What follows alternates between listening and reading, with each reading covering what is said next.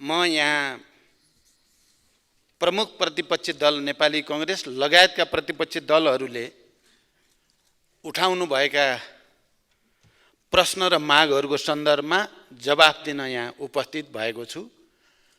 त्यसबारे मैले कुरा राख्नु अगाडि म पनि हिजो रुकुम पश्चिमबाट आउँदै गरेको बस बागलुङको निसी खोलामा दुर्घटना हुँदा मृत्युवरण गरेका नागरिकहरूप्रति श्रद्धाञ्जली, शोक सन्तप्त परिवारजनप्रति समवेदना प्रकट गर्न चाहन्छु र नेपाल सरकारको तर्फबाट घाइतेहरूको उपचारको निम्ति र सब व्यवस्थापनको निम्ति गर्नुपर्ने सबै काम गरिने प्रतिबद्धता पनि व्यक्त गर्न चाहन्छु।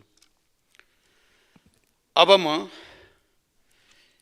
एउटा विशेष राजनीतिक परिस्थितिमा नयाँ गठबन्धनको सरकार बनेपछि सम्मानित संसदमा माननीय उपप्रधानमन्त्री तथा गृहमन्त्री रवि लामिछानेको विषयमा प्रतिपक्षी दलका माननीय सांसदहरूले उठाउनु भएको विषय प्रश्न पार्न चाहन्छु। मैले यो विषयलाई गतकालमा पनि मिडिया ट्रायल विभिन्न रूपमा चर्चा परिचर्चा हुँदै आएको थियो,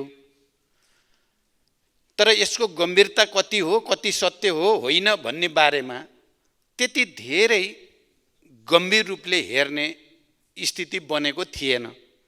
तर अहिले सदनमा नेपाली कांग्रेस जस्तो लामो संसदीय अनुभव र इतिहास भएको पार्टीले यति गम्भीर रूपले उठाएपछि मैले पनि यसको जवाफ दिनुपर्ने सन्दर्भमा आफैले यसको बारेमा खोजबिन गर्ने, सम्बन्धित सरकारी निकायका रिपोर्टहरू र भनाइहरू चाहिँ अलि गहिरो गरी अध्ययन गर्ने मैले कोसिस गरेँ। त्यसको आधारमा म यो सम्मानित संसदमा आफ्नो कुरा राख्न चाहन्छु। मेरो सरकारको पहिलो प्राथमिकता नै सुशासन रहेको र सुशासन कायम गर्ने विषयमा कुनै पनि सम्झौता नहुने मैले यस सम्मानित सदनमा विश्वासको मत लिने क्रम र अन्य सन्दर्भमा पनि बडो स्पष्टसँग राख्दै आएको छु। सुशासनको सङ्कल्प लिएरै मैले सरकारको नेतृत्व गरेदेखि नै ठुल्ठुला भ्रष्टाचार, सुन तस्करी, जग्गा हिनामिना लगायतका काण्डहरूको छानबिन भइरहेको र यसलाई अझ प्रभावकारी बनाउँदै अगाडि बढेको तथ्य पनि म यो सम्मानित सदनलाई जानकारी गराउन चाहन्छु। यसमा मैले कसैलाई काखा कसैलाई पाखा होइन, दोषी जोसुकै भए पनि त्यो नछुटोस्, निर्दोष नपरोस् भन्ने मान्यतालाई दृढताको साथ पालन गर्दै पनि आएको छु। मैले लामो व्याख्या गर्नु पर्दैन, हालैका सबै घटनाक्रमहरूले पनि त्यो कुरालाई पुष्टि गरिरहेकै छन्। जहाँसम्म माननीय उपप्रधानमन्त्री तथा गृहमन्त्री रवि लामिछानेका विषयमा प्रतिपक्षी दलहरूले उठाउनु भएको कुरा छ, हालसम्मको अनुसन्धानले उहाँ सहकारीको सञ्चालक समिति, लेखा समिति, ऋण समिति, कर्मचारी लगायत कुनै पनि जिम्मेवारी र भूमिकामा नरहेको र अदालतमा विचाराधीन मुद्दामा पनि उहाँ कहीँ कतै जोडिएको देखिएको छैन। सूर्य दर्शन बचत तथा सहकारी संस्थाका 1000 भन्दा बढी बचतकर्ताले आफ्नो रकम हिनामिना गरेको भन्दै 2080 साउन 22 गते गरेको जाहेरी दरखास्तमा कसैको नाम किटिएको थिएन। यो दरखास्त उप प्रहरीले अनुसन्धान गरी बुझाएको प्रतिवेदनका आधारमा सहकारीको रकम हिनामिना गर्ने कार्यमा संलग्न भएको अभियोगमा 19 जनालाई प्रतिवादी कायम गरी कास्की जिल्ला अदालतमा 2080 असोज 18 गते मुद्दा दायर गरेको तथ्य स्पष्ट छ, जुन अदालतमा अझै पनि विचाराधीन छ। ती 19 जना मध्ये 4 जना पक्राउ परेका छन् भने बाँकीको प्रहरीले खोजी गरिरहेको छ। मूल उजुरी परेको 6 महिनापछि माघ 16 गते कास्की जिल्ला प्रहरी कार्यालयमा पूरक जाहेरी दिइएको थियो, जसमा माननीय रवि लामिछाने समेत 18 व्यक्ति तथा कम्पनीलाई विपक्षी बनाई जाहेरी दिइएको थियो। मूल उजुरीपछि थप प्रमाणहरू भेटिएमा पूरक जाहेरी दिई अनुसन्धान गर्ने सकिने प्रावधान हुन्छ नै, तर उक्त जाहेरीमा उहाँ सहकारी हिनामिनामा संलग्न भएको कुनै आधार र प्रमाण केही पनि पेश गरिएको छैन। एक पटक अनुसन्धान सकिएर अदालतमा मुद्दा दायर भइसकेको मुद्दामा यस्तो आधार प्रमाण बिनाको जाहेरी पुनः दर्ता गर्न आवश्यक नै हुँदैन सामान्यतः। त्यसैले प्रहरीले कानुन बमोजिम नै उक्त जाहेरी छुट्टै दर्ता गर्न समेत उपयुक्त ठानेन र दर्ता गरेन। फेरि उहाँको नाममा प्रवाह भएको भनिएको ऋण फर्च्युट भएको देखिन आएकोले उहाँको हकमा अनुसन्धान गर्नुपर्ने नदेखिएको भन्ने प्रहरीबाट ब्रिफिङ पनि प्रष्ट शब्दमा भएको थियो। यो विषय उहाँ सरकारमा आउनुभन्दा अगाडिको विषय हो। त्यति बेलाको सरकारमा त अहिलेका प्रतिपक्ष नेपाली कांग्रेस स्वयं सहभागी हुनुहुन्थ्यो। त्यति बेलाको यो विषय हो।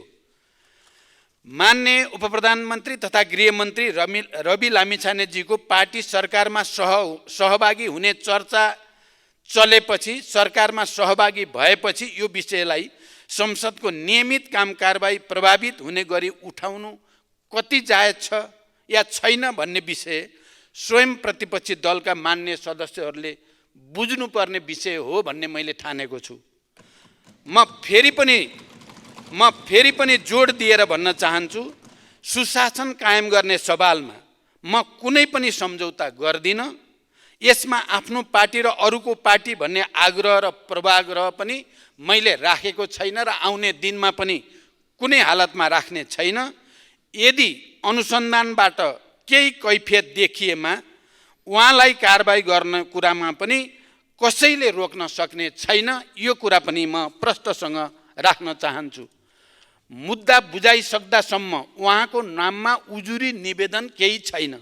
उजुरी पर्नासाथ राजीनामा दिने हो भने के हुन्छ? ठाडो उजुरी दर्ता हुनासाथ राजीनामा दिने सहमति हामी गर्न सक्छौँ त?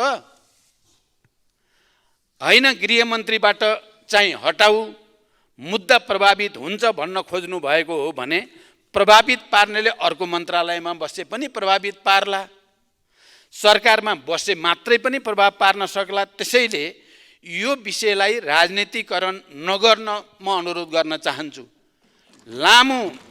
लामो संसदीय अभ्यासको अनुभव भएको नेपाली कांग्रेस जस्तो पार्टीले यस्तो विषयलाई अनावश्यक राजनीतिकरण गर्नुभन्दा देशमा विद्यमान अन्य महत्त्वपूर्ण राजनीतिक विषयमा सदनलाई बहसमा ल्याउन म अपिल गर्न चाहन्छु। नेपाली कांग्रेस लगायत प्रतिपक्ष दलका मान्य सदस्यहरूलाई यो विषयमा मैले यति प्रतिबद्धता व्यक्त गरिसकेपछि अब सदन सुचारू गर्न सहयोग गर्नुहुनेछ भन्ने विश्वास पनि म व्यक्त गर्न चाहन्छु। धन्यवाद। मान्य सदस्यहरू, अब प्रतिनिधि सभा नियमावली 2079 को परिच्छेद 9 बमोजिम प्रधानमन्त्रीसँग प्रत्यक्ष प्रश्नोत्तरको लागि सोही नियमावलीको नियम 58 बमोजिम सम्माननीय प्रधानमन्त्रीसँग प्रश्न गर्न 13 जना मान्य सदस्यहरूबाट प्रश्न प्राप्त भएको ब्यौरा जानकारी गराउँछु।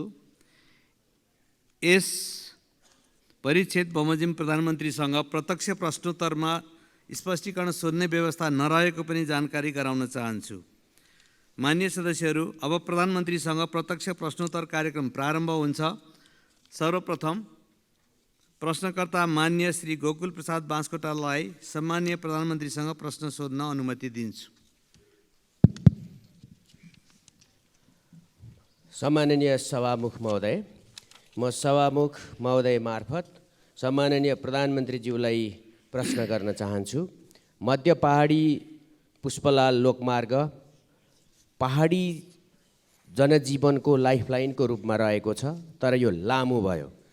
त्यसकारणले यसको पुनर्रेखाङ्कन गरी दूरी छोट्याउनका लागि सुरुङ र भायाडक्ट प्रविधिको समेत प्रयोग गरी आउँदो 5 वर्षभित्र डबल लेनमा यसलाई विस्तार गर्ने योजना सरकारको छ कि छैन, सम्भव छ कि छैन, सरकारको प्रतिबद्धता चाहन्छु।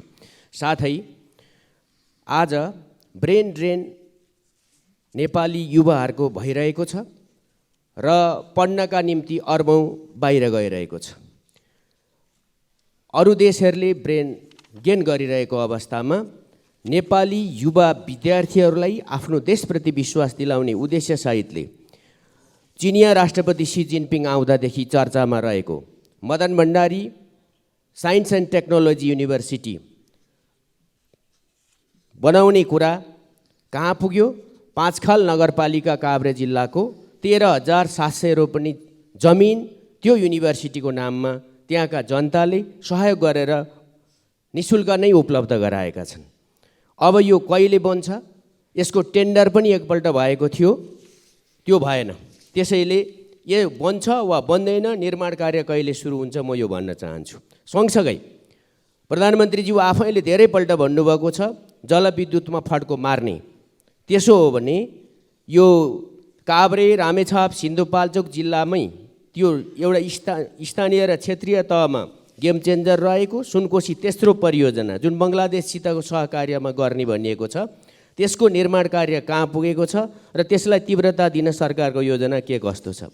एउटा तितो र यथार्थ पनि राख्न चाहन्छु सँगसँगै प्रश्नमा। केपी ओली सरकार हुँदा काभ्रे जिल्लाको भुम्लु गाउँपालिकाको 7 र 8 नम्बर वडाका जनताले नापीको समस्याका कारणले वर्षौँदेखि 31 सालदेखि 50 वर्ष भयो आफ्नो कमाई आएको जग्गा नापीको कारणले मात्रै पूर्जा पाउन सकेका छैनन्। त्यहाँ कार्यालय राखिएको थियो र आजसम्म छैन। न उनीहरूले औषधि उपचार गर्न पाउँछन्, न बैङ्कमा राख्न पाउँछन्। यो समस्या त्यो कार्यालय उठाउने काम पनि अघिल्लो सरकारले गर्यो। अब यो के हुन्छ र कार्यालय किन उठाएको, त्यहाँका जनताले कहिले आफ्नो जमिनको पूर्जा पाउँछन्? धन्यवाद। प्रधानमन्त्रीज्यूको जवाफ चाहन्छु। अब सम्माननीय प्रधानमन्त्री श्री पुष्पकमल दाहाल प्रचण्डलाई उक्त प्रश्नको जवाफ दिन अनुमति दिन्छु। सभामुख महोदय, मान्यज्यूले मध्य पहाडी लोकमार्ग, मदन भण्डारी विश्वविद्यालय, सुनकोशी तेस्रो जलविद्युत परियोजना र जनताले जग्गा धनी प्रमाणपत्र नपाएको विषयमा जिज्ञासा राख्नु भएको छ। पूर्वमा 5 थरको चिवा भन्ज्याङदेखि पश्चिममा बैतडीको झुलाघाटसम्म मध्य पहाडी भूभागलाई यातायात सञ्जालमा जोडी आर्थिक, सामाजिक, सांस्कृतिक, पर्यटकीय, कृषि, ऊर्जा, शैक्षिक लगायत समग्र क्षेत्रको विकास गर्ने मूल रणनीतिक उद्देश्यले मेरो पहिलो प्रधानमन्त्रीत्वको कार्यकालमा 2065 साल फागुन 26 गते मध्य पहाडी लोकमार्ग निर्माणको रेखाङ्कन गरिएको थियो। मध्य पहाडी राजमार्गको कुल लम्बाइ 1879 किलोमिटर मध्ये हालसम्म 1259 किलोमिटर सडक डेडिकेटेड डबल लेनमा स्तरोन्नति भइसकेको छ भने 137वटा पुल मध्ये 33वटा पुल निर्माण सम्पन्न भइसकेको छ। राजमार्गका कतिपय स्थानमा सुरुङ तथा अग्ला पुलहरू निर्माण गरी राजमार्गलाई छोटो र सुरक्षित बनाउने विषय नेपाल सरकारको उच्च प्राथमिकतामा रहेको छ। निर्माण सम्पन्न भइसकेपछि आवश्यक र सम्भव भएका बाँकी स्थानमा डेडिकेटेड डबल लेनमा स्तरोन्नति गरिनेछ। मदन भण्डारी विज्ञान तथा प्रविधि विश्वविद्यालयको 2टा भवन मकवानपुरको चितलाङमा निर्माण भएको र पाँचखाल नगरपालिकामा विश्वविद्यालय अनुदान आयोगको सिफारिस समेतका आधारमा मित्र राष्ट्र चीन सरकारको सहयोगमा संरचना निर्माणका लागि प्रक्रिया अघि बढाइसकिएको जानकारी मान्य सदस्यलाई गराउन चाहन्छु। सुनकोशी तेस्रो जलविद्युत आयोजना संयुक्त रूपमा कार्यान्वयनका लागि नेपालका तर्फबाट नेपाल विद्युत प्राधिकरण तथा बङ्गलादेशका तर्फबाट बङ्गलादेश पावर डेभलपमेन्ट बोर्डलाई लाइन एजेन्सी तोकिएको छ। दुई देशबीचको सचिव स्तरीय बैठकको निर्णय अनुसार संयुक्त लगानीको कम्पनी स्थापना गर्ने प्रक्रिया अघि बढिसकेको छ। आयोजनाको अध्ययन प्रतिवेदन, डिजाइन तथा ड्रइङ सम्बन्धी कागजातहरू बङ्गलादेश पक्षलाई उपलब्ध गराइएको छ। काभ्रे जिल्लाको भुम्लु गाउँपालिकाको वडा नम्बर 7 र 8 का जनताले नापीको समस्याका कारणले 50 वर्षदेखि जग्गा धनी प्रमाणपत्र पाउन नसकेको विषयमा म जानकार छु। त्यस क्षेत्रमा 2032-33 सालतिर नापी हुँदा फिल्ड बुकमा 90% सम्म दर्ता भइसक्दा पनि सीमाना विवाद लगायतका कारणले स्थानीयबाट विरोध हुँदा प्रमाणपत्र दिने काम हुन सकेको थिएन। पछिल्लो समयमा यातायात पूर्वाधार निर्माण, अनौपचारिक रूपमा जग्गाको स्वामित्व हस्तान्तरण लगायतका कारणले साबिकमा नाप जाँच हुँदा र अहिलेको अवस्थामा फरक हुन आएको कारण दर्तामा समस्या देखिएको छ। तयार भएका जग्गा धनी प्रमाणपत्र वितरण गर्न तथा बाँकी काम शीघ्र सम्पन्न गर्न निर्देशन दिइसकेको सम्मानित सदनलाई जानकारी गराउन चाहन्छु। धन्यवाद। अब प्रश्नकर्ता मान्य श्री चन्द्रबहादुर विश्वकर्मा। सम्माननीय सभामुख महोदय मार्फत म सम्माननीय प्रधानमन्त्रीज्यूसँग प्रश्न गर्न चाहन्छु। मैले दुईवटा प्रश्न राखेको छु, एउटा भौतिक पूर्वाधारसँग सम्बन्धित, एउटा सामाजिक रूपान्तरणसँग सम्बन्धित। प्रश्न नम्बर 1 मा छ 2074 सालदेखि 2078 सालसम्म सम्पन्न हुने गरी सम्झौता भएको रापती राजमार्ग अन्तर्गत रुकुम पश्चिम खण्ड पितिबाङ खोला सडक पुल 2077 सालमा सम्पन्न हुने गरी जाजरकोट नलघाट नगरपालिका 10 रग्दा र रुकुम पश्चिम 8 बिसकोट नगरपालिका 3 खदी जोड्ने सडक पुल 2069 देखि 2072 सालसम्म सम्पन्न हुने गरी सम्झौता भएको मध्य पहाडी लोकमार्ग अन्तर्गत जाजरकोट र रुकुम पश्चिम जोड्ने भेरी नदी सडकको पुल नबन्दा जनताले दुःख त पाइरहेकै छन्। आशाको छटपटी त छ नै, उल्टै ठेकेदारहरूले मजदुरको ज्याला, होटेलको र दोकानको रासनको रकम समेत नदिई बेपत्ता समेत भई जनतालाई थप पीडा थपिएको अवस्था छ सभामुख महोदय। र यी निर्माण कार्यहरू समयमा सम्पूर्ण नभई अल्पत्र हुनुमा के कति कारण हो? यसमा सरकार किन मौन रहेको छ र यसको निर्माण कहिलेसम्म हुन्छ, यसको स्पष्ट जवाबमा पाउन चाहन्छु।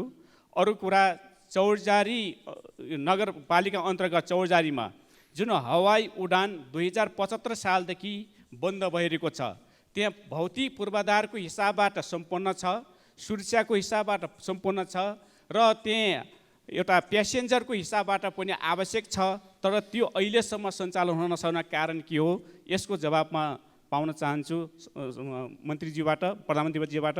त्यस्तै प्रकारले 2 नम्बर प्रश्न छ कि उपेक्षित दलित वर्ग उत्थान विकास समिति, वादी विकास समिति र पिछडा वर्ग उत्थान विकास समिति 2075 सालदेखि सरकारले कोमामा राखेको छ।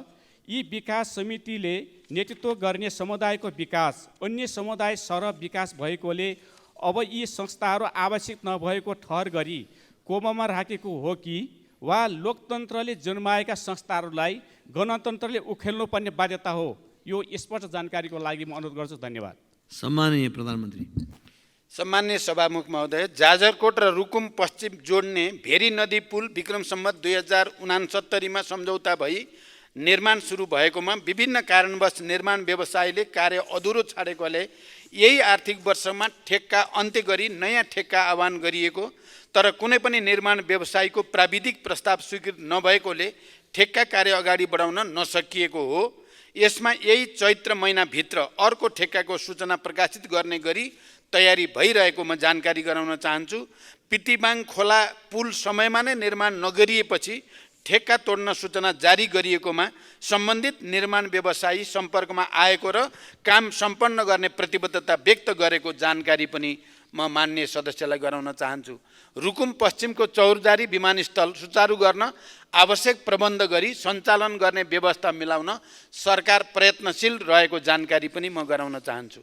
मान्यज्यूले उल्लेख गर्नुभएका उपेक्षित उत्पीडित दलित वर्ग उत्थान विकास समिति, वादी विकास समिति र पिछडा वर्ग उत्थान विकास समितिका समस्याहरूको बारेमा सरकार जानकार छ।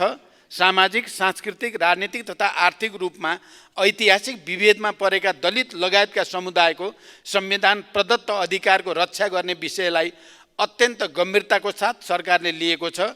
दलित क्षेत्रमा क्रियाशील नागरिक सङ्घ संस्था, नागरिक अगुवा तथा राष्ट्रिय दलित आयोग लगायतका निकायसँगको परामर्शमा दलित विकास प्राधिकरण स्थापना गर्न सरकारले पहल गर्ने विषयमा यसअघि नै मैले सम्मानित सदनलाई जानकारी गराएको स्मरण गराउन चाहन्छु। धन्यवाद। अब प्रश्नकर्ता मान्य सदस्य श्री गंगा प्रसाद यादव।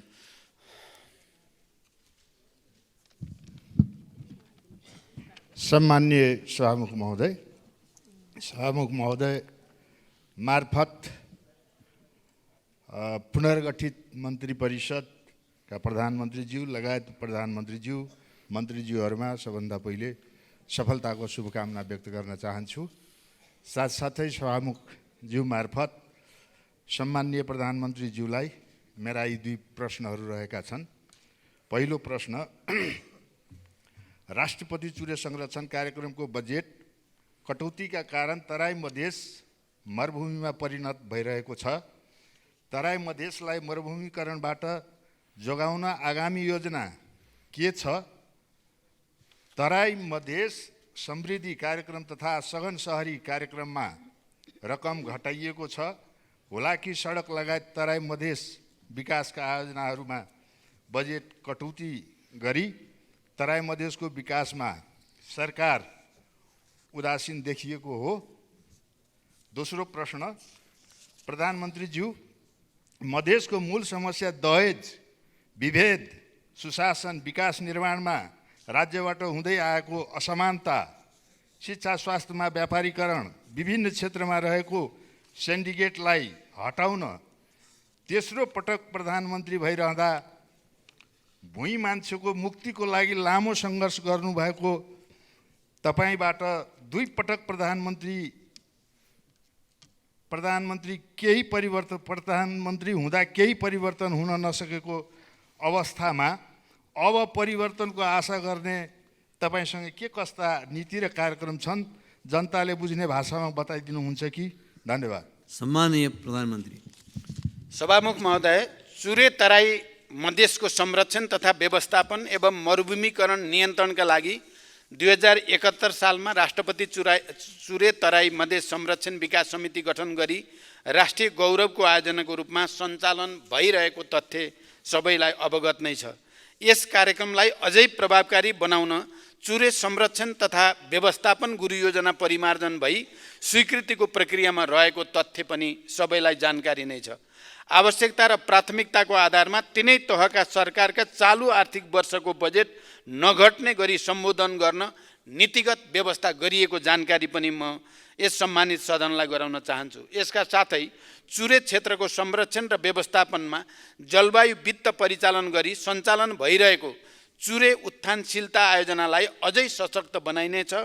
चुरे क्षेत्रमा 1 करोड बाँस रोपणका लागि अन्तर्राष्ट्रिय विकास साझेदारसँग समन्वय गरी विस्तृत प्रस्ताव तयारीको चरणमा छ। चुरे तराई मधेस क्षेत्रको संरक्षण मार्फत तराई मधेसको मरुभूमिकरण हुनबाट रोक्न चुरेको माथिल्लो तटीय क्षेत्रमा संरक्षण गतिविधिलाई प्राथमिकता दिने गरी कार्य भइरहेको छ। चुरे क्षेत्रबाट गिटी बालुवाको उत्खननलाई व्यवस्थित गर्न एवं चुरे संरक्षणका लागि एकीकृत ऐन तर्जुमा गर्न मन्त्री परिषदबाट सैद्धान्तिक सहमति प्रदान भइसकेको कुरा पनि म जानकारी गराउन चाहन्छु। काठमाडौँ तराई मधेस द्रुत मार्ग प्रमुख प्राथमिकताका साथ निर्माण भइरहेको मान्य सदस्यहरूलाई अवगत नै छ। भौतिक पूर्वाधार तथा यातायात मन्त्रालय अन्तर्गत तराई मधेसको विकासका लागि नेपाल भारत सीमा वारपार रेल, पूर्व पश्चिम राजमार्गदेखि सीमा सहरहरूसम्म 6 लेन सडक निर्माण, पूर्व पश्चिम र उत्तर दक्षिण तथा हुलाकी राजमार्ग लगायतका विकास आयोजनाहरू सञ्चालन भइरहेका छन्।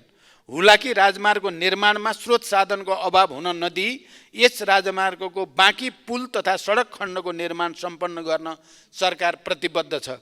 मधेसका जनताले भोग्नु परेका समस्याका बारेमा सरकार गम्भीर छ। सरकारले मधेसका जनतालाई सामाजिक न्यायको प्रत्याभूति दिन मिटर ब्याज लगायतका सामन्ती शोषणका कैयौँ जालोहरू भत्काउँदै गएको यहाँहरूलाई अवगत नै छ। दहेज, सामाजिक विभेद लगायतका कैयौँ शोषणका स्वरूपहरू अन्त्य गरी मधेसी जनतालाई न्याय दिन, शिक्षा स्वास्थ्यमा पहुँच कायम गर्न तथा रोजगारी र जीविकोपार्जन सुनिश्चित गर्न सरकार प्रतिबद्ध रहेको छ। आगामी नीति कार्यक्रम तथा बजेटमा यी विषयहरूलाई प्राथमिकताका साथ सम्बोधन गरिने जानकारी पनि दिन चाहन्छु। धन्यवाद।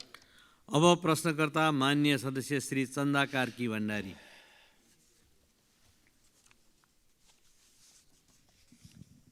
माननीय सभामुखज्यू, हुन त मैले सोध्नुपर्ने प्रश्नको क्वेसन चाहिँ पहिले नै आउट भइसकेको छ। सम्मान्य प्रधानमन्त्रीज्यूलाई मैले प्रश्न सोध्नका लागि मात्रै मैले सोधेको होइन। प्रधानमन्त्रीज्यू, यहाँको ध्यानाकर्षण भएपछि यो कामले पक्कै पनि गति लिन्छ र चाहेमा फत्ते पनि हुन्छ भन्ने विश्वासले मात्रै मैले यो प्रश्न राखेको हुँ। र स्वास्थ्य सबैको लागि सबैभन्दा महत्त्वपूर्ण कुरा हो भनेर म भन्दै आएको छु, कराउँदै आएको छु। तर बुझ्नेलाई यो कुरा गहिरो छ, नबुझ्नेलाई मैले बुझाउन धेरै समय लाग्छ। प्रधानमन्त्रीज्यू, संविधानको धारा 35ले स्वास्थ्यलाई मौलिक हकको अन्तर्गत राखेको छ र यो मौलिक हकको प्रत्याभूति आम नागरिकलाई गराउने सबैभन्दा उपयुक्त माध्यम स्वास्थ्य बिमा कार्यक्रम नै हो भन्ने कुरामा दुई मत छैन। वर्तमान संविधानको धारा 51 जमा पनि नागरिकको स्वास्थ्य बिमा सुनिश्चित गर्ने व्यवस्था मिलाउने कुरा प्रष्ट उल्लेख पनि गरिएको छ। तर सरकारले बिमा कार्यक्रम लागू गरेको 7.5 वर्ष भइसक्यो, तर पनि हाम्रो स्वास्थ्य बिमा कार्यक्रम प्रभावकारी बन्न सकेको छैन प्रधानमन्त्रीज्यू। देशभरमा 43% मात्रै स्वास्थ्य बिमा पुगेको छ भने मध्य प्रदेशमा, म फेरि दोहोऱ्याउँछु, मध्य प्रदेशमा 8.6% नागरिकले मात्रै बिमा सेवा पाएको चित्त दुख्दो तथ्याङ्क छ प्रधानमन्त्रीज्यू, यहाँको ध्यान आकर्षण गराउन चाहन्छु। कर्णाली र सुदूरपश्चिमको हालत पनि त्यस्तै छ। यसको कार्यान्वयनमा भएको यस्तो कमजोरीको कारण के होला प्रधानमन्त्रीज्यू? बिमितहरूको लागि गुणस्तरीय स्वास्थ्य सेवा, तोकिएको औषधिको उपलब्धता र उपचार प्रक्रिया नभएर हो कि स्वास्थ्य संस्था पहुँचमा नहुँदा योगदानको प्रिमियम बुझाउनु पर्ने कुनै औचित्य नभएर हो कि अस्पतालहरूलाई बिमितको औषधि उपचार खर्च बापतको भुक्तानी बिमा बोर्डले समयमा नदिएर हो कि निजी क्षेत्रको अस्पताल र मेडिकल कलेजहरूलाई संलग्न गराउन नसकेर हो कि स्वास्थ्य बिमा बोर्डमा आवश्यक दक्ष जनशक्ति नभएर स्वास्थ्य बिमा बोर्ड आफै बिरामी भएर हो कि स्थानीय तहमा बिमा ज्ञान सम्बन्धी अन्तर्क्रिया हामीले गर्न नसकेर हो कि प्रधानमन्त्रीज्यू, अब सरकारले जनतामा कसरी स्वास्थ्य बिमाको पहुँच बढाउने हो र बिमाका आधारमा सन् 2030 सम्ममा सबैका लागि स्वास्थ्य सेवा सुनिश्चित गर्न लिएको लक्ष्य हामीले कसरी पुरा गर्ने होला? धन्यवाद। सम्माननीय प्रधानमन्त्री। सभामुख महोदय, मान्यज्यूले स्वास्थ्य बिमालाई प्रभावकारी बनाउने विषयमा सान्दर्भिक जिज्ञासा राख्नु भएको छ। नागरिकहरूको स्वास्थ्य उपचारका क्रममा हुने वित्तीय जोखिम कम गर्न स्वास्थ्य बिमा बोर्ड मार्फत सामाजिक स्वास्थ्य बिमा कार्यक्रम सञ्चालनमा रहेको छ। हालसम्म 33.2% घर परिवार तथा 24.7% जनसङ्ख्या स्वास्थ्य बिमाको दायरामा आएको र 75.751 पालिकासम्म स्वास्थ्य बिमाको पहुँच पुगेको छ। तोकिएका औषधिको उपलब्धता र उपचार प्रक्रिया सरल बनाउन 2081 वैशाख 1 देखि लागू हुने गरी छुट्टै रिफिल काउन्टरको व्यवस्था गरी औषधि वितरण गर्ने तथा ज्येष्ठ नागरिकलाई सबै सेवा प्रदायक अस्पतालहरूबाट प्रत्येक मङ्गलबार जेरियाट्रिक क्लिनिक मार्फत सेवा दिने व्यवस्था मिलाइएको छ। यसै गरी आधारभूत अस्पतालहरूबाट बिमा सेवा सुरु गर्ने र निजी तथा सामुदायिक अस्पतालहरूलाई समेत सूचीकृत गरी सेवा विस्तार गर्ने तयारी भइरहेको छ। बिमितको औषधि उपचार खर्च बापतको भुक्तानी अस्पतालहरूलाई समयमै शोध भर्ना गर्न थप जनशक्तिको व्यवस्था गरी हरेक 2 महिनामा शोध भर्ना हुने व्यवस्था मिलाइएको छ। स्वास्थ्य बिमा बोर्डको स्थायी सङ्गठन संरचना स्वीकृतिको प्रक्रियामा रहेको छ। दक्ष जनशक्ति व्यवस्थापनका लागि 155 जना जनशक्ति पदपूर्तिको प्रक्रिया अगाडि बढिसकेको छ। स्वास्थ्य बिमा कार्यक्रममा देखिएका समस्या समाधान गर्न लागि अनलाइन सदस्यता तथा नवीकरणसँगै बिमा सक्रिय हुने व्यवस्थासहित स्वास्थ्य बिमा नियमावली संशोधनको प्रक्रियामा रहेको छ। त्यसै गरी 25 जिल्लामा 2074 सालमा वितरण भएका गरिब परिचय पत्रको म्याद थप गर्ने र बाँकी जिल्लामा पनि यसलाई विस्तार गर्दै सरकारले अति गरिब नागरिकको प्रिमियमको व्यवस्था गरी बिमा गर्ने विषयमा गृह कार्य गरिरहेको छ। त्यसै गरी नागरिकता, जग्गा पास लगायतका सामाजिक सेवाको क्रममा स्वास्थ्य बिमा परिचय पत्र अनिवार्य गर्ने, वैदेशिक रोजगारीमा जानेहरूको परिवारको अनिवार्य बिमा, आम्दानी अनुसारको प्रिमियमको आधारमा सबै कर्मचारी, शिक्षक, जनप्रतिनिधिहरूको अनिवार्य बिमा गर्ने लगायतका सबै प्रकारका स्वास्थ्य सुरक्षाका कार्यक्रमहरूलाई स्वास्थ्य बिमा मार्फत एकीकृत गर्ने र स्वास्थ्य बिमा कार्यक्रमलाई राष्ट्रिय गौरवको अभियानका रूपमा घोषणा गर्ने लगायतका विषयमा सरकारले गृह कार्य गरिरहेको छ। धन्यवाद। अब प्रश्नकर्ता माननीय सदस्य डाक्टर चन्द्रकान्त भण्डारी।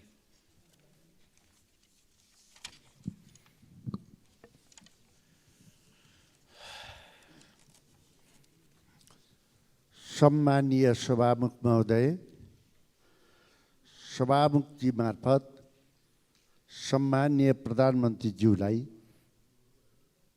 म केही प्रश्नहरू राख्न चाहन्छु, साथै जिज्ञासा पनि।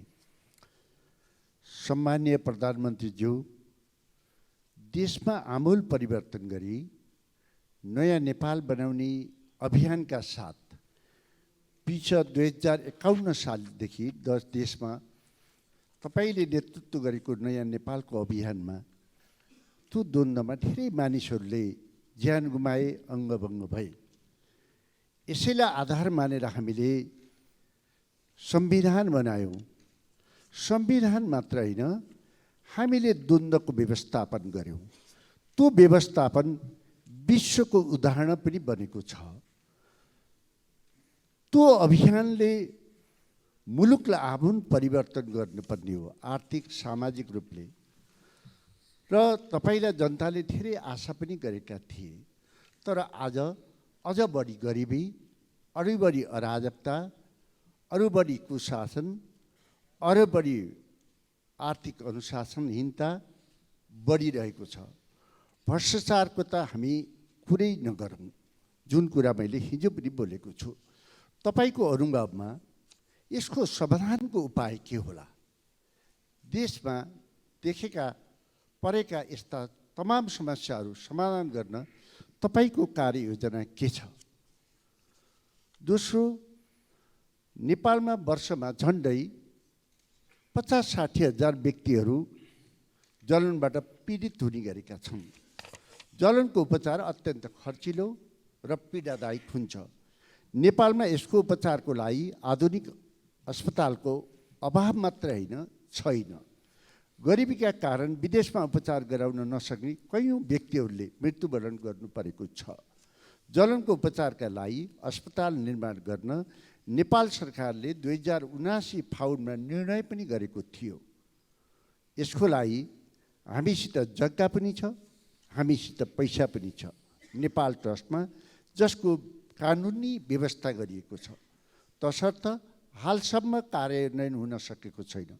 यो निर्णयलाई कार्यान्वयन गर्न जलवन अस्पताल निर्माणका लागि कहिले प्रधानमन्त्रीबाट शिलान्यास हुन सक्छ, यो जानकारी चाहन्छौँ। साथै प्रधानमन्त्रीजी, म ध्यान आकर्षण गराउन चाहन्छु, निर्वाचन क्षेत्र सडकहरू छन् हाम्रा छन्, जो अहिले पिचको निम्ति तयार भएर बसेका छन्। यदि हामीले अहिले बजेटहरू छुट्यायौँ, 15-20 करोड छुट्यायौँ भने हामी काम गर्न सक्छौँ। होइन भने सरकारको अरबौँ लस हुन सक्छ। यसपट्टि म ध्यान आकर्षण गर्न चाहन्छु। धन्यवाद। सम्माननीय प्रधानमन्त्री। सभामुख महोदय, मान्यज्यूले अत्यन्त संवेदनशील र महत्त्वपूर्ण प्रश्न गर्नुभएको छ। मैले यस सम्मानित सदन समक्ष विश्वासको मत लिने क्रममा समेत यसबारेमा आफ्ना धारणाहरू राखिसकेको छु। मेरो नेतृत्वको सरकारको मुख्य कार्यभार र प्राथमिकता नै सामाजिक न्यायको प्रत्याभूति गर्दै सुशासन कायम गर्ने र समृद्ध नेपालको निर्माण गर्ने र संविधानले परिकल्पना गरे अनुसार समाजवाद उन्मुख व्यवस्था निर्माणको आधार तयार पार्ने नै हो। हालसम्म प्राप्त उपलब्धिहरूको रक्षा गरेर मात्र संविधानले परिकल्पना गरे अनुरूप लक्ष्य पुरा गर्न सकिन्छ भन्ने मेरो धारणा छ। तर अहिलेकै परम्परागत कार्यशैली, परम्परागत सोच, चिन्तन र प्रणालीबाट हामीले सोचे अनुरूप लक्ष्य हासिल हुन नसक्नेमा पनि म पुनः जोड दिन चाहन्छु। यही मुख्य राजनीतिक तथा वैचारिक आधारमा सरकारको नेतृत्व लिएदेखि नै सुशासन कायम गर्न सरकार हरदम प्रयासरत छ। इतिहासमा नै ठुला ठुला भ्रष्टाचारका काण्डहरू अनुसन्धान भएका छन्। सुशासनको नयाँ र ऐतिहासिक मानकहरू स्थापित हुँदै गएका छन्।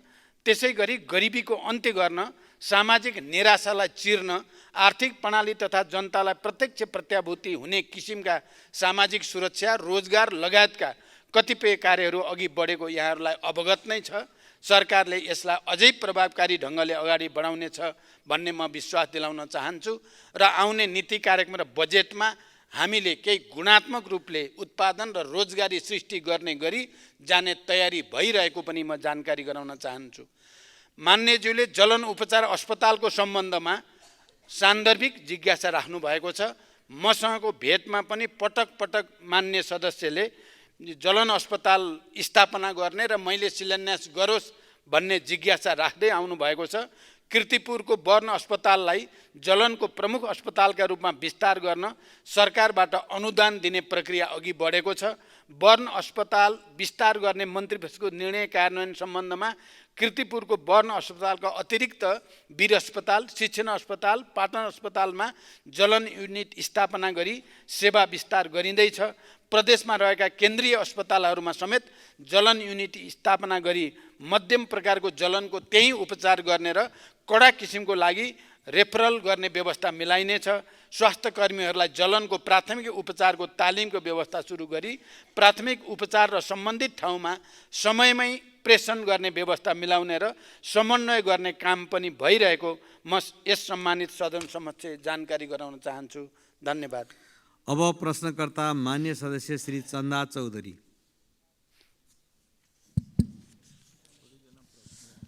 सम्मानीय सभामुख मार्फत सम्मानीय प्रधानमन्त्रीजीलाई मेरो प्रश्न। सम्मानीय सभामुख महोदय, सन् 2016 चिनिया एक्जिम ब्याङ्कसँग 22 अर्ब ऋण लिएर बनाइएको पोखरा अन्तर्राष्ट्रिय विमानस्थलको अहिलेसम्म ऋण 28 अर्बभन्दा बढी पुगिसकेको छ। अबको 13 वर्षमा चिनिया ब्याङ्कलाई सबै सावा ब्याज तिर्न भनी शर्त राखिएको उक्त विमानस्थल बनाउन मात्र हाम्रो आन्तरिक स्रोतबाट जग्गा अधिग्रहणको लागि 9 अर्बभन्दा बढी खर्च भएको छ। यसरी ऋणसहित लगभग 32-33 अर्बमा बनेको अन्तर्राष्ट्रिय विमानस्थल उद्घाटन भएको 14 महिनासम्म पनि कुनै अन्तर्राष्ट्रिय व्यावसायिक उडान नहुनु भनेको कतै यो संरचना हाम्रो लागि ऋण पासो त बनिरहेको छैन। उक्त विमानस्थल सम्मानीय प्रधानमन्त्रीज्यूले नै आजभन्दा 14 महिना अघि उद्घाटन गर्नुभएको थियो र चिनिया इन्भेस्टरले उक्त कार्यक्रममा पोखरा अन्तर्राष्ट्रिय विमानस्थल उहाँको बेल्ट एन्ड रोडको उपहार हो भनेर सार्वजनिक रूपमा भन्नुभएको थियो। 1 वर्ष बित्दा चिनिया ब्याङ्कलाई नै तिर्नुपर्ने सावा ब्याज बढेर हामीले धान्न नसक्ने परियोजनालाई चीनले नै आफ्नो उपहार भने र भन्नु अर्थतन्त्रले धान्नै नसक्ने परियोजनाहरू सञ्चालन गर्नु हो।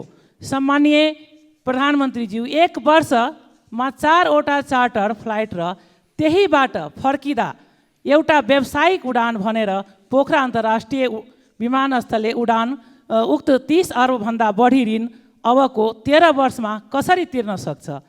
सम्मानीय सभामुखजी मार्फत सम्मानीय प्रधानमन्त्रीजीलाई मेरो यो क्वेसन, उक्त विमानस्थलले सो ऋण आफै तिर्न सक्ने गरी सक्षम बनाउनको लागि सम्मानीय प्रधानमन्त्रीजीको अहिलेको योजना के होला भनेर सम्मानित सदन र जनतालाई जानकारी गराइदिन हुनको लागि हार्दिक अनुरोध गर्दछु। धन्यवाद। जय नेपाल। सम्माननीय प्रधानमन्त्री।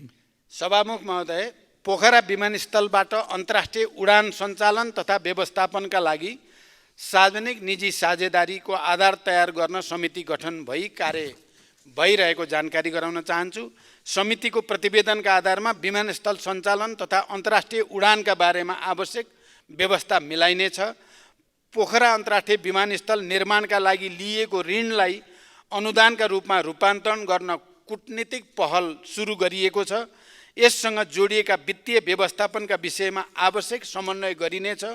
पोखरालाई पर्यटकीय राजधानी घोषणा गरिएसँगै यस विमानस्थलबाट देशका विभिन्न क्षेत्रमा क्षेत्रीय विमानस्थल र अन्य विमानस्थल समेत हवाई सेवा सञ्चालन गरी आन्तरिक पर्यटनको विकास गर्ने कार्य सरकारको प्राथमिकतामा रहेको छ। हालै भएको मेरो चीन भ्रमणका सन्दर्भमा चीनका विभिन्न सहरहरूबाट अन्तर्राष्ट्रिय उडान सिधै पोखरा अन्तर्राष्ट्रिय विमानस्थलमा ल्याउनको लागि छलफल र एउटा सैद्धान्तिक सहमति भएको छ। मलाई विश्वास छ छिटै त्यस्ता अन्तर्राष्ट्रिय उडानहरू पोखरा अन्तर्राष्ट्रिय विमानस्थलमा आउनेछन् र यो समस्याको समाधान हुनेछ। धन्यवाद। अब प्रश्नकर्ता मान्य सदस्य श्री छिरिङ डमडुल लामा भोटे।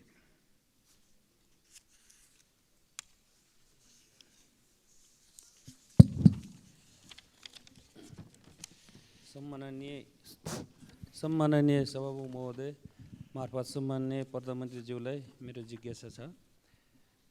21औं शताब्दीमा पनि नेपाली राजनीतिमा अब यहाँ परिवर्तन पटक परिवर्तन हुँदा पनि हालसम्म हिमाली जिल्ला हुम्लालाई राष्ट्रिय सडक सञ्जाल र राष्ट्रिय प्रसारण लाइनसम्म नजोडिनु विडम्बना हो। अब हुम्लामा सडक र विद्युत कहिले जोडिन्छ?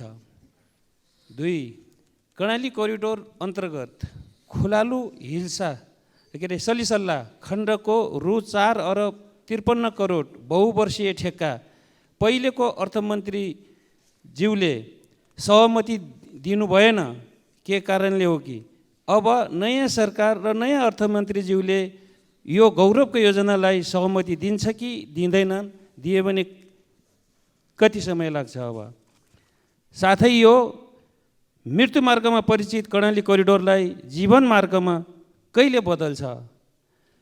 हुम्लाको विकास, सिङ्गो हिमाली क्षेत्रको विकास गणतन्त्र नेपालको प्रथम प्रधानमन्त्री र हाल तेस्रो पटकसम्म देशको नेतृत्व भएको बेला हाम्रो पालामा र राम्रो विकास नगरे कसले गर्छ, कहिले हुन्छ? अब के अबको बजेटमा हिमाली क्षेत्रलाई, हुम्लालाई लगायत सबै दुर्गम जिल्लालाई समान बजेट वितरण गर्छ? हुम्लालाई सडक, विद्युत, स्वास्थ्य र शिक्षाको पहुँच केन्द्र सरकार, काठमाडौँ सरकारसँग कहिलेसम्म जोडिन्छ? सम्माननीय प्रधानमन्त्रीज्यूलाई मेरो जिज्ञासा यही छ। धन्यवाद। सम्माननीय प्रधानमन्त्री। सभामुख महोदय, हुम्ला जिल्लाको सदरमुकाम सिमीकोटलाई चालु आर्थिक वर्षभित्रै राष्ट्रिय सडक सञ्जालसँग जोड्ने गरी नेपाली सेना र सडक विभाग अन्तर्गत काम भइरहेको जानकारी म गराउन चाहन्छु। कर्णाली कोरिडोर र कर्णाली राजमार्ग समेतको सडकको अवस्था सुधार गर्न आवश्यक बजेट व्यवस्था गरिएको छ। कर्णाली कोरिडोरतर्फ सिमीकोटमा र पिलीचौरमा 2वटा योजना कार्यालय स्थापना गरी काम अगाडि बढिरहेको छ। कर्णाली राजमार्गतर्फ सडक डिभिजन सुर्खेत र जुम्लाबाट काम भइरहेको छ। खुलालु सल्लिसल्ला खण्डको सुधारका लागि बहुवर्षीय योजना ठेक्का गरिने र आगामी आर्थिक वर्षको बजेटमा समेत कर्णाली कोरिडोरलाई उच्च प्राथमिकतामा राखिने जानकारी पनि म मान्य सदस्यलाई गराउन चाहन्छु। कर्णाली प्रदेशका डोल्पा, जुम्ला, मुगु तथा हुम्ला जिल्लामा विद्युतीकरण विस्तारका लागि गत आर्थिक वर्षमा नै ठेक्का व्यवस्था भएको र डिजाइन ड्रइङ स्वीकृति भइसकेको छ। जुम्ला सदरमुकामसम्म 33 केबी प्रसारण लाइन विस्तार भएको र जुम्लाबाट मुगु सदरमुकाम तथा मुगु सदरमुकामबाट हुम्ला जिल्ला सदरमुकाम तथा अन्य स्थानमा समेत विद्युतीकरण गर्न ठेक्का सम्झौता गरिएको छ। निर्माण व्यवसायीबाट आगामी 2 वर्षभित्र 33 केबी क्षमताको प्रसारण लाइन निर्माण सम्पन्न गरी विद्युतीकरण विस्तार गर्ने योजना रहेको बेहोरा समेत म यस सम्मानित सदनलाई जानकारी गराउन चाहन्छु। हुम्ला लगायत पूर्वाधारका दृष्टिले पछाडि परेका कर्णालीका जिल्लाहरूको समग्र पूर्वाधार तथा सामाजिक विकासको विषय सरकारको उच्च प्राथमिकतामा रहेको छ। मान्य सदस्यहरूलाई थाहै छ, मेरो हालै सम्पन्न चीन भ्रमणका सन्दर्भमा हुम्लाको सदरमुकामलाई जोड्ने गरी हिल्सा सिमीकोट सडकको बारेमा एउटा सहमति भएको छ। चीन सरकारले त्यसमा अनुदान सहयोग गर्ने सहमति भइसकेको जानकारी पनि म गराउन चाहन्छु। धन्यवाद। अब प्रश्नकर्ता मान्य सदस्य श्री जनार्दन शर्मा। सम्मान्य सभामुख महोदय मार्फत सम्मान्य प्रधानमन्त्रीलाई म प्रश्न गर्न चाहन्छु। सङ्घीय लोकतान्त्रिक गणतन्त्रको ऐतिहासिक उपलब्धिहरूलाई समाप्त पार्ने आवाजहरू उठिरहेको सन्दर्भ छ। यस्तो अवस्थामा सरकारले संविधान कार्यान्वयन गरी सङ्घीयतालाई प्रभावकारी बनाउन पहल गर्न आवश्यक छ। सङ्घीयतालाई प्रभावकारी बनाउन कानुनहरू निर्माण गर्नमा ढिलाइ भइरहेको छ। यो अवस्थालाई अन्त गरी सङ्घीयता कार्यान्वयनका लागि महत्त्वपूर्ण ऐनहरू निर्माण गरी प्रदेश र स्थानीय तहलाई प्रभावकारी बनाउन आवश्यक छ। यस सन्दर्भमा सरकारले निर्णय गरी कार्यान्वयन गर्न सक्ने कतिपय कामहरू पनि ढिला हुन गइरहेको छ। यस सन्दर्भमा जस्तो प्रदेश प्रहरी समायोजनको कामबारे आलटाल भइरहेको समायोजन कहिले हुन्छ भनेर म सोध्न चाहन्छु। त्यसै गरी अर्को कुरा, यो नेपाल एउटा विभिन्न खालको जोखिममा रहेको छ र भूकम्पको ठुलो जोखिममा छ। जाजरकोटको रामीडाँडा, बझाङ, डोटीमा गएको भूकम्पले गरेको क्षतिको पुनर्निर्माण गर्न बजेटको व्यवस्था गरी कामहरू कुन मितिबाट प्रारम्भ गरिनेछ भन्ने कुरा प्रश्न पारिदिनु भएमा आभारी हुने थिएँ। धन्यवाद। सम्माननीय प्रधानमन्त्री। सभामुख महोदय, सङ्घीयता कार्यान्वयन गर्न आवश्यक ऐन निर्माणका लागि राष्ट्रिय सभाको विधान समिति र सङ्घीयता कार्यान्वयन अध्ययन तथा अनुगमन संसदीय विशेष समितिले दिएको सुझाव कार्यान्वयन गर्ने विषय सरकारले उच्च प्राथमिकतामा राखेको छ। यस अनुरूप निजामती कर्मचारीसँग सम्बन्धित ऐन लगायत कतिपय ऐनहरू मस्यौदा तयार भई सम्मानित सदनमा प्रवेश भइसकेका छन् र कतिपय मस्यौदाको चरणमा रहेका छन्। लामो समयदेखि प्रतीक्षा गरिएको सङ्घीय निजामती ऐन सदनमा दर्ता भइ नै सकेको छ।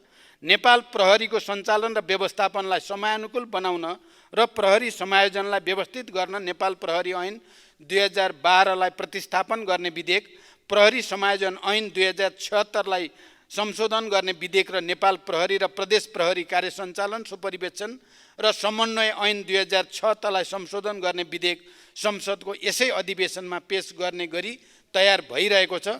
सम्मानित सदनबाट कानुन पारित भए लगत्तै प्रहरी समायोजनको काम तुरुन्त अगाडि बढाइने गरी समायोजनको तयारी भइरहेको छ।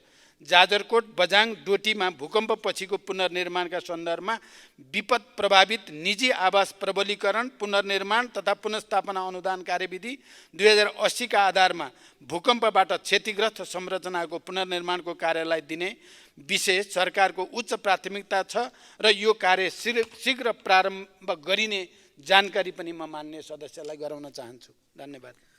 अब प्रश्नकर्ता मान्य सदस्य श्री छविलाल विश्वकर्मा।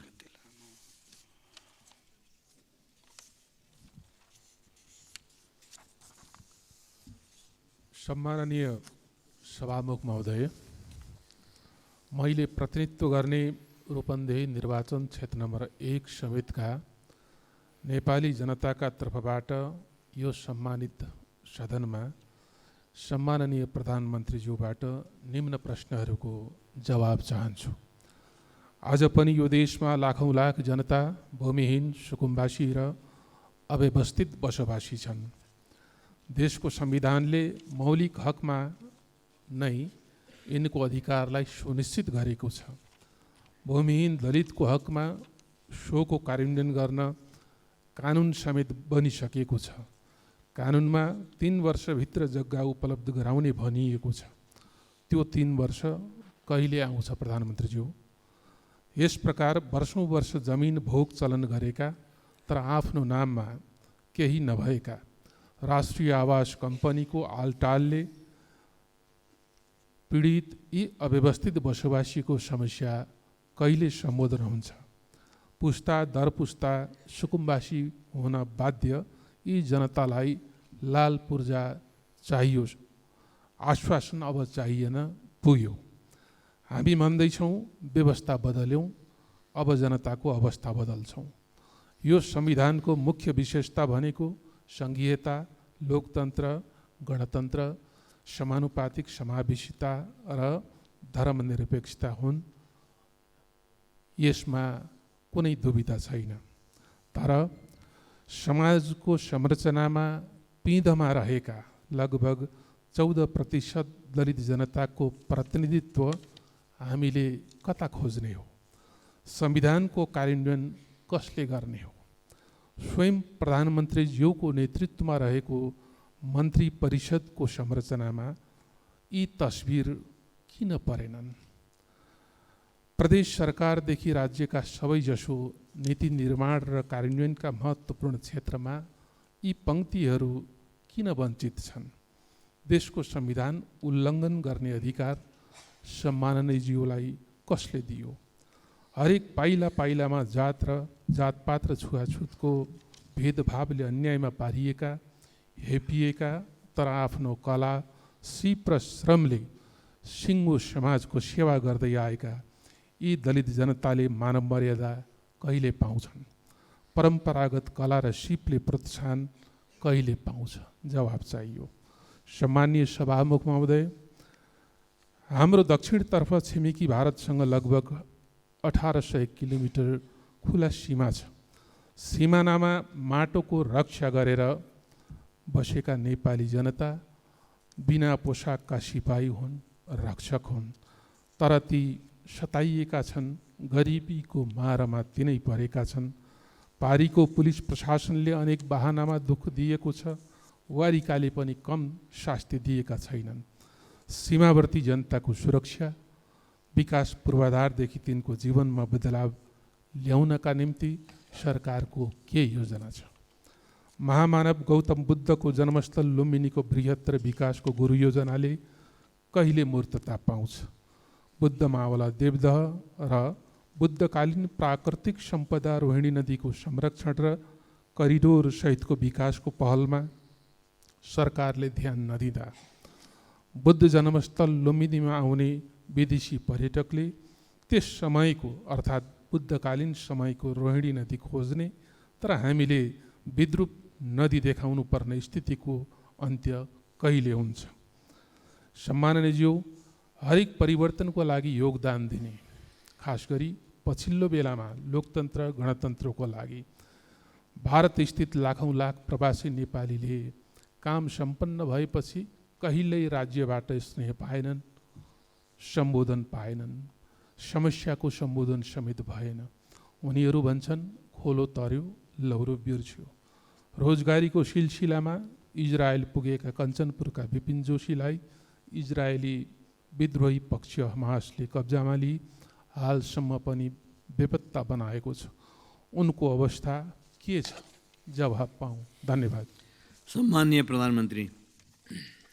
सभामुख महोदय, भूमिहीन दलित, भूमिहीन सुकुम्बासी र अव्यवस्थित बसोबासीको समस्या सम्बोधन गर्न गठित राष्ट्रिय भूमि आयोगबाट हालसम्म 5300 परिवारलाई जग्गा धनी प्रमाणपत्र वितरण गरिसकिएको र 728 स्थानीय तहसँग आयोगले सम्झौता गरिसकेको स्थिति छ।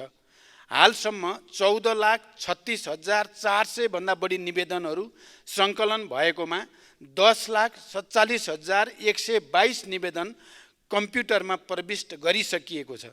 आयोगका कार्यहरूलाई प्रभावकारी बनाउन वन ऐन र भूमि सम्बन्धी ऐन संशोधनको प्रक्रिया अगाडि बढाइएको छ र कानुन संशोधनसँगै हालसम्म नाप जाँच र नक्साङ्कन भइसकेका 2,43,561 किता तत्काल उपलब्ध गराउने तयारी आयोगले गरेको जानकारी गराउन चाहन्छु। राष्ट्रिय आवास विकास कम्पनी मार्फत देशका विभिन्न स्थानमा आफ्नो स्वामित्व र भोगाधिकार रहेको फुटकरतर्फ 3043 बिघा 4 कट्ठा 2 धुर र जग्गा धनी प्रमाणपत्र भएको 172 बिघा 4 कट्ठा 8 धुर गरी कुल 3215 बिघा 8 कट्ठा 10 धुर जग्गामा साबीको पुनर्वास कार्यक्रम अन्तर्गत तत्तत स्थानमा बसोबास गरिरहेका सोबासीहरूलाई घडेरी उपलब्ध गराउने नीति रहेको छ। त्यसअनुसार हालसम्म 207 परिवारलाई घडेरी उपलब्ध गराइएको छ। घडेरी उपलब्ध गराउन बाँकी 12,453 परिवारलाई आवश्यक कानुनी एवं नीतिगत व्यवस्था गरी यथाशीघ्र घडेरी वितरण गरिनेछ।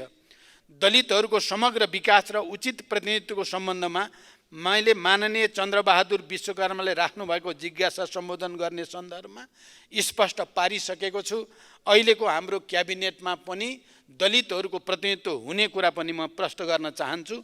सीमावर्ती क्षेत्रका नागरिकहरू सीमाका रक्षक हुन्। सीमा क्षेत्रका नागरिकको आर्थिक सामाजिक विकासका लागि सरकारले सीमा क्षेत्र विकास कार्यक्रम सञ्चालन गर्ने तयारी गरिरहेको छ। लुम्बिनी बृहत्तर विकास गुरु योजना राष्ट्रिय गौरवको आयोजनाको रूपमा कार्यान्वयन भइरहेको छ। थप सदन स्रोतको व्यवस्था गरी उक्त आयोजना कार्यान्वयनलाई तीव्रता दिइनेछ। लुम्बिनी विकास गुरु योजनाभित्रका सम्पदाहरूको खोजी, उत्खनन र विकास गर्ने कार्यलाई निरन्तरता दिइनेछ। इजरायलमा अध्ययनका लागि गएका नेपाली विद्यार्थी विपिन जोशीको रिहाईका लागि सरकारले निरन्तर प्रयास गरिरहेको छ र सरकारले मध्यस्थकर्ता देशहरू मार्फत समेत निजको रिहाईको लागि संवाद अगाडि बढाएको कुरा पनि म प्रश्नसँग राख्न चाहन्छु। धन्यवाद। अब प्रश्नकर्ता मान्य सदस्य श्री गङ्गा कार्की।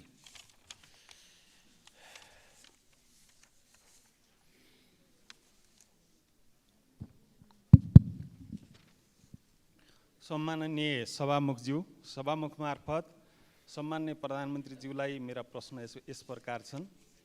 ललिता निवास भुटानी शरणार्थी सुनकाण्ड लगायतका फाइल खोलेर अपराधमा संलग्नलाई कारबाहीको दायरामा ल्याएकोमा वर्तमान प्रचण्ड सरकारलाई धन्यवाद दिन चाहन्छु। प्रधानमन्त्रीज्यू, बाँकी भ्रष्टाचारीका फाइलहरू खुल्छन् कि खुल्दैनन्? दुग्ध पदार्थ, माछा, कुखुराको मासुमा आत्मनिर्भर भएको मुलुकमा बिचौलियाको कारणले किसानहरू अत्यन्त मारमा परेका छन्। यसको समुचित व्यवस्थापन गर्न सरकारको योजना के छ? दुध उखु र निर्माण व्यवसायको सरकारले तिर्न बाँकी बक्यौता रकम फर्स्योट गर्न किन ढिलासुस्ती भएको? दोलखालाई पर्यटकीय जिल्ला घोषणा गर्न सरकारको नीति के छ? दोलखाको खरिढुङ्गा स्थित म्याग्नेसाइट उद्योग कहिलेदेखि सञ्चालन हुन्छ? के दोलखाको फलाक नाका खोल्ने कुरा यो वर्षको नीति तथा कार्यक्रममा पर्छ? तामाकोशी तेस्रो हाइड्रो पावर जलसायुक्त बन्नुपर्छ नत्र बन्न दिँदैनौँ भन्ने कुरामा दोलखालीहरू एकमत छन्। सरकारको योजना के छ? धन्यवाद। सम्माननीय प्रधानमन्त्री। सभामुख महोदय, भ्रष्टाचारको छानबिनको सम्बन्धमा मैले यसअघि नै माननीय चन्द्रकान्त भण्डारीको प्रश्नको जवाफ दिने क्रममा सरकारको धारणा राखिसकेको छु।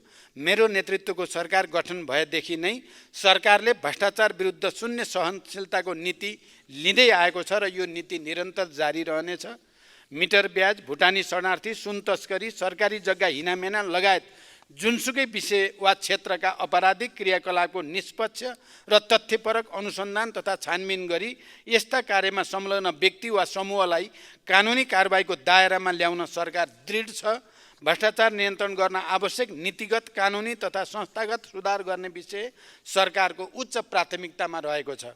नेपाली कृषकहरूको निरन्तरको प्रयासबाट दुध, माछा र कुखुराको मासु उत्पादनमा देश आत्मनिर्भरताको नजिक पुगेको स्थिति छ। यसलाई स्थायित्व दिन सरकार निरन्तर प्रयत्नशील छ। दुध, माछा र कुखुराको मासुको मूल्य श्रृङ्खलालाई कृषकमुखी बनाउन उद्योगसँग खरिद सम्झौता एवं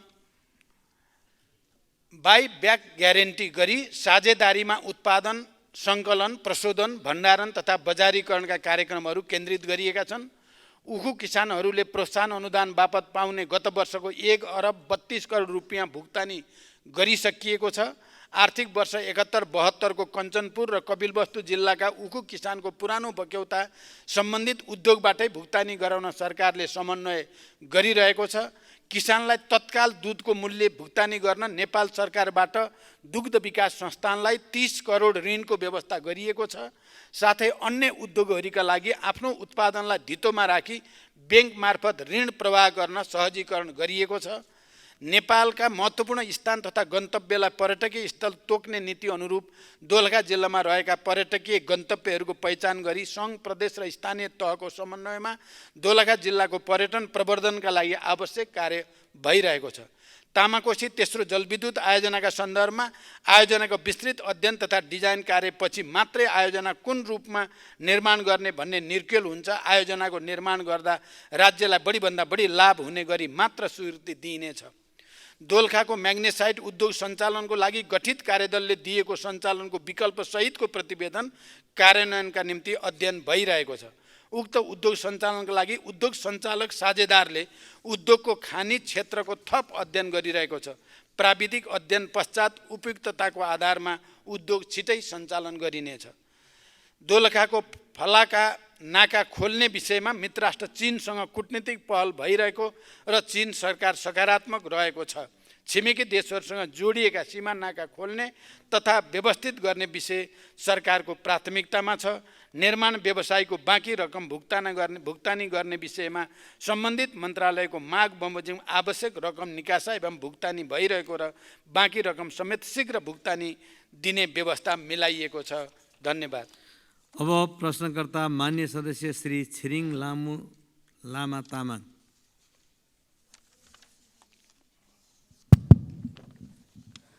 सम्माननीय सभामुख महोदय, सभामुख मार्फत मेरो सम्माननीय प्रधानमन्त्रीज्यूलाई प्रश्न यस प्रकार छ। गणतन्त्रको 15 वर्षमा देशको आर्थिक सामाजिक सूचाङ्कमा निकै परिवर्तन आएको छ। अँध्यारोमा रहेको देशले उज्यालो प्राप्तिको आधार र आशा थपिदिएको छ। सम्माननीयज्यू, तपाईँ पहिलोपटक देशको प्रधानमन्त्री हुँदा अर्थतन्त्रको आकार बढेको थियो। राष्ट्रिय गौरवको आयोजना तथा रणनीतिक आयोजना घोषणा मार्फत देशले भौतिक विकासको लय समातेको थियो। दोस्रो पटक देशको प्रधानमन्त्री हुँदा 18 घण्टा लोडसेडिङको अँध्यारोमा रहेको देशले उज्यालो यात्रा सुरु गरेको थियो। अहिले तेस्रो पटक प्रधानमन्त्री भइरहँदा सामाजिक न्याय, सुशासन र आर्थिक समृद्धिको महाअभियान चलेको छ। यसले निराशाको बीचमा रहेको नेपाली जनतामाझ आशाको किरण देखिएको छ। यो दृढ सङ्कल्प र आँट बोकेका सम्माननीय प्रधानमन्त्रीज्यूले चाहेमा मात्र कर्णालीको मुहार फेरिन सक्छ भन्ने आशा पलाएको छ। सदियौँदेखि उपेक्षामा रहेको जुम्लालाई अहिले पनि कुनै राष्ट्रिय गौरवको आयोजनाले समेट्दैन। संहितामा कर्णालीको नाममा प्राप्त अधिकार साबिक कर्णालीका जनताले उपभोग गर्न पाइरहेका छैनन्। यो अन्याय र विभेद हटाउन सम्माननीय प्रधानमन्त्रीज्यूको विशेष पहल हुनेमा कर्णालीका जनता आशावादी छन्। कर्णालीको स्रोत साधनको परिचालन गरी मूल्य श्रृङ्खला कायम गरिने भनेर विगतमा नीति तथा कार्यक्रम पनि नआएका होइनन्, तर यसको कार्यान्वयन नभएको अवस्था छ। साबिक कर्णाली जडीबुटीले सम्पन्न छ। त्यहाँ जडीबुटी प्रशोधन केन्द्रको स्थापना गरी रोजगारी सिर्जना गर्ने अवसर छ। जलविद्युतको प्रचुर सम्भावना हुँदाहुँदै जलविद्युतले प्राथमिकता नपाएको तितो यथार्थ छ। 2062-63 देखि सडकले प्राथमिकता पाए तापनि सडकले गुणात्मक फड्को मार्न सकेको छैन। सामाजिक आर्थिक विषयको उठान गर्नुपर्ने बेलामा सडकको मुद्दा उठाउनु परेको छ। यो विडम्बना कहिलेसम्म? त्यसैले जुम्ला र माथिल्लो कर्णालीको मुहार फेर्ने स्याउ तथा सिमी विकास बोर्डको गठन, जडीबुटी सङ्कलन तथा प्रशोधन केन्द्र स्थापना, जुम्लामा रहेको स्वास्थ्य विज्ञान प्रतिष्ठानलाई नेपालकै मेडिकल क्षेत्रको नमुना शैक्षिक संस्था बनाउन आवश्यक बजेट र पूर्वाधार विकास, जुम्ला एयरपोर्टलाई विस्तार कार्यलाई रणनीतिक महत्त्वको रूपमा कहिले अगाडि बढाउनुहुन्छ? गत वर्ष नीति तथा कार्यक्रममा कर्णाली र सुदूरपश्चिममा एयर एम्बुलेन्स स्थापना गर्ने भनिएको थियो। अहिलेसम्म त्यो कार्यक्रम किन कार्यान्वयन भएन? माथिल्लो कर्णालीका शैक्षिक जनशक्ति र राजनीतिक जनशक्तिको संरक्षण र अभिभावकत्व कसरी गर्नुहुन्छ? धन्यवाद। सम्माननीय प्रधानमन्त्री। सभामुख महोदय, कर्णाली प्रदेशको आर्थिक तथा सामाजिक रूपान्तरणका विषयमा सरकार गम्भीर छ। कर्णाली लगायतका प्रदेशहरूलाई समृद्ध बनाउन नै हामीले लामो सङ्घर्ष मार्फत सङ्घीय लोकतान्त्रिक गणतन्त्रको स्थापना गरेका हौँ। यही तथ्यलाई मध्यनजर गरेर गत वर्षको बजेटमा कर्णाली प्रदेशमा तुलनात्मक रूपमा सबभन्दा बढी बजेट विनियोजन भएको तथ्य मान्यज्यूहरूलाई अवगत नै छ। पूर्वाधारको कमी, गरिबी, दुर्गम र पिछडिएको क्षेत्रका रूपमा चिनिएको कर्णालीलाई समृद्ध कर्णालीमा रूपान्तरण गर्न तिनै तहका सरकारबाट एकीकृत प्रयास भइरहेको छ। कर्णाली क्षेत्रमा हुने जडीबुटी लगायत कृषि र वनजन्य उत्पादन प्रवर्धन, पर्यटन विकास र प्राकृतिक स्रोतको समुचित उपयोग मार्फत विकास र समृद्धिको अपार सम्भावना रहेको कर्णालीको मुहार फेर्न नेपाल सरकार प्रतिबद्ध छ। कर्णाली र सुदूरपश्चिम प्रदेश लक्षित एयर एम्बुलेन्स स्थापना गर्ने सम्बन्धमा सरकारले हाल विपदमा परेका नागरिक र गर्भवती महिलाहरूको उद्धारका लागि नेपाली सेनाको हेलिकप्टर 24 घण्टा नै सुर्खेतमा राख्ने व्यवस्था मिलाइएको छ। यसबाट जाजरकोटमा 358, रुकुम 21, जाजरकोटमा 358, रुकुम 21 जना भूकम्प प्रभावित नागरिकहरूको उद्धार गरिनुको साथै तथा कर्णाली प्रदेशका 221 जना र सुदूरपश्चिम प्रदेशका 107 जना महिलाहरूलाई सेवा प्रदान गरिसकिएको छ। धन्यवाद। अब प्रश्नकर्ता मान्य सदस्य श्री गोमा लाभ सापकोटा।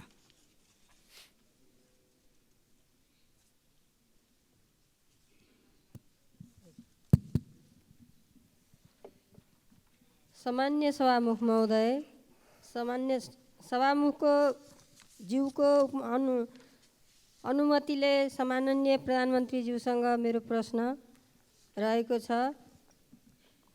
पोसाक दिवसको अवसरमा पारेर हाम्रो जनमत पार्टीले धोती लगाएर धोती दिवस मनाउने क्रममा हाम्रो पार्टीको राष्ट्रिय अध्यक्ष माननीय डाक्टर सीके राउतज्यू र माननीय मन्त्रीज्यूसहित 51 जनालाई प्रहरी प्रशासनद्वारा लछार पछार गरी बिना सूचना पक्राउ गरियो। त्यस्तै मध्य प्रदेशको सप्तरी जिल्लामा कृषि विश्वविद्यालयको उद्घाटन कार्यक्रममा माननीय प्रदेश शिक्षा मन्त्री, माननीय सांसदहरूको टाउको फुटाइयो। यी दुईवटा घटनाहरूमा दोषीलाई सम्माननीय प्रधानमन्त्रीज्यूबाट कुन प्रकारको कारबाही गरियो जान्न चाहन्छु। यदि कारबाही हुँदैन भने त्यो ठाउँमा सम्माननीय प्रधानमन्त्रीज्यू आफै भइदिएको भए के हुन्थ्यो? म प्रधानमन्त्रीज्यूसँग प्रश्न। सम्माननीय प्रधानमन्त्री। सभामुख महोदय, पोसाक दिवसका अवसरमा भएको घटना तथा सप्तरीमा कृषि विश्वविद्यालय उद्घाटनका बेला भएको घटनाका विषयमा मान्यज्यूले प्रश्न गर्नुभएको छ। नेपाल सरकार सबै जात जाति सम्प्रदाय र धार्मिक सामाजिक विविधतालाई सम्मान गर्दछ। नेपाल सरकार सबै जात जाति सम्प्रदाय र धार्मिक सामाजिक विविधतालाई सम्मान गर्ने भएकै कारणले जनमत पार्टीका अध्यक्ष डाक्टर सीके राउत सहित मान्य मन्त्रीज्यूलाई धोती लगाएको आरोपमा नभई निषेधित क्षेत्र उल्लङ्घन गरेको कारणले नियन्त्रणमा लिइएको हो र उहाँको रिहाइका लागि गृहमन्त्री स्वयं नै महेन्द्र पुलिस क्लबमा गई सहजीकरण गरेको तथ्य पनि म प्रश्न गर्न चाहन्छु। मान्य मन्त्रीजी जो आफै बसेको क्याबिनेटले निषेधित क्षेत्र घोषणा गर्ने अनि आफै त्यो तोड्ने कार्य पो बरु त्रुटिपूर्ण भयो भन्ने हाम्रो भनाइ हो। त्यसै गरी मध्य प्रदेश स्थित सप्तरी जिल्लामा कृषि विश्वविद्यालयको उद्घाटनका क्रममा दुई पक्षको सम्भावित भिडन्त रोक्न र शान्ति सुरक्षा कायम गर्ने क्रममा तोकिएको सीमा रेखा पार गरी अघि बढ्न खोज्ने समूहलाई रोक्न सामान्य बल प्रयोग भएको थियो। यस घटनाका बारेमा प्रहरीमा कुनै जाहेरी नपरेको विषय समेत यस सम्मानित सदन समक्ष जानकारी गराउन चाहन्छु। धन्यवाद। अब प्रश्नकर्ता मान्य सदस्य श्री चित्रबहादुर केसी।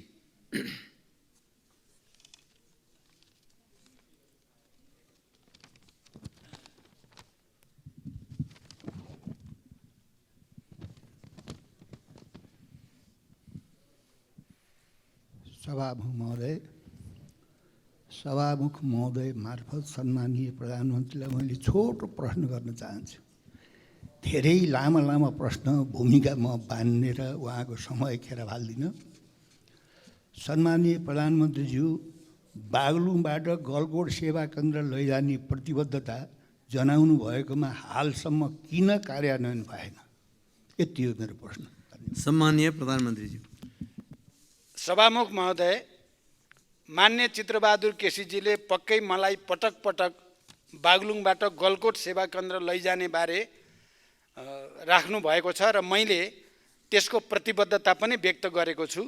बागलुङ जिल्लाको गलकोटमा इलाका प्रशासन कार्यालय नै स्थापना गर्ने विषयमा सरकारले आवश्यक तयारी गरिरहेको विषय म मान्य सदस्य र यस सम्मानित सदनलाई जानकारी गराउन चाहन्छु। धन्यवाद। मान्य सदस्यहरू, आजको लागि निर्धारण गरिएको प्रधानमन्त्रीसँग प्रत्यक्ष प्रश्नोत्तर सम्बन्धी कार्यक्रम यही समाप्त हुन्छ। सम्मानीय प्रधानमन्त्रीलाई आफ्नो आसन ग्रहण गर्न अनुरोध गर्दछु।